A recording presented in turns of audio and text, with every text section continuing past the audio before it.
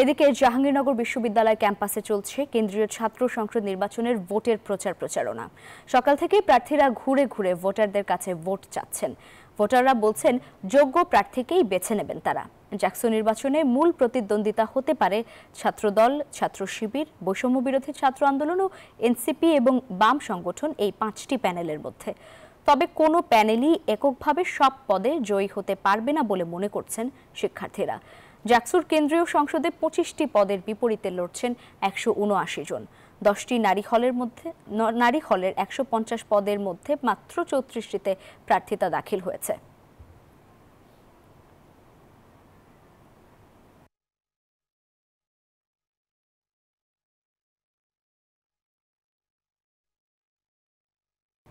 দর্শক, এই বিষয়ে বিস্তারিত জানাতে জাহাঙ্গীরনগর বিশ্ববিদ্যালয় থেকে যুক্ত হচ্ছেন সহকর্মী নাজমুল হুদা।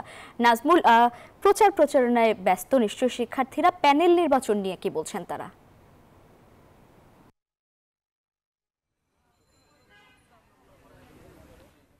লাইবা, আপনাকে ধন্যবাদ। এই মুহূর্তে রয়েছি জাহাঙ্গীরনগর বিশ্ববিদ্যালয় এবং আজকে কিন্তু চতুর্থ দিনের মতো কিন্তু প্রচারণা চলছে। আমরা যদি একটু দেখাই যে এখনও কিন্তু যে বিভিন্ন হল এবং ডিপার্টমেন্ট এছাড়াও কিন্তু যে অলিগলিতে কিন্তু ভোটারদের কাছে যাচ্ছে প্রার্থীরা, এবং প্রার্থীরা কিন্তু লিফলেট হাতে নিয়ে কিন্তু সেই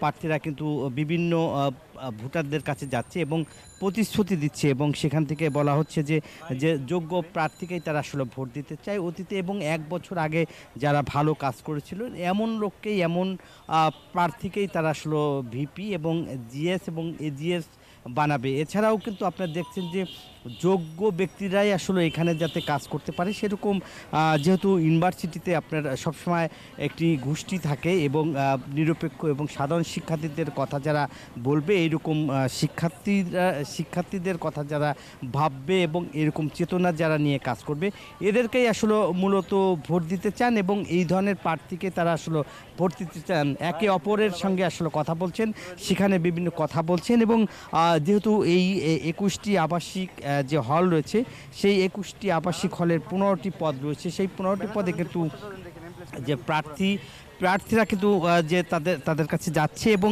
ভোট চাচ্ছে, এবং তারা আসলে বলছে যে এই বিশ্ববিদ্যালয় উন্নয়ন যে করতে পারবে, এবং বিভিন্ন হলে কিন্তু যে সমস্যা রয়েছে এবং আবাসিক হলগুলোতে কিন্তু যে থাকার যে ব্যবস্থা, কোথাও কোনো জরাজীর্ণ অবস্থা রয়েছে, সেগুলো যারা রয়েছে, ট্রান্সপোর্ট রয়েছে, বিভিন্ন মানে ছাত্রদের সুবিধাতে যারা কাজ করবে এমন প্রার্থীকেই তারা আসলে ভোট দিতে চায়। এই ছিল জাকসু নির্বাচনের সর্বশেষ তথ্য আমার কাছে।